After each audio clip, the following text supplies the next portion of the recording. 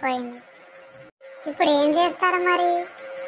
ఒకరోజు సాయంత్రం రచ్చబండ దగ్గర మహారాజుకు సోకిన వ్యాధి గురించి కొంతమంది చర్చించసాగారు. అక్కడే ఉన్న వైద్యుడు, ఆ వ్యాధికి నయం చేసే మూలికలు నాకు తెలుసు అని, అవి పడమట కొండలో ఉన్న భైరవకోన అడవిలో దొరుకుతాయి.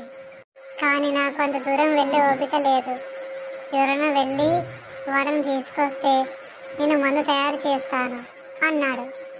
అక్కడే కూర్చొని ఉన్న ముగ్గురు అన్నదమ్ములు ఆ మాటలు విన్నారు. వెంటనే ఆ పెద్దన దగ్గరకు వెళ్ళి మూలికల వివరాలు తెలుసుకొని మరుసటి రోజు ఉదయాన్నే భైరవకోనకు బయలుదేరారు.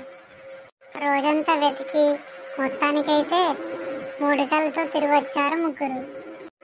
వాటిని తీసుకొచ్చి వైద్యుడికి ఇచ్చారు.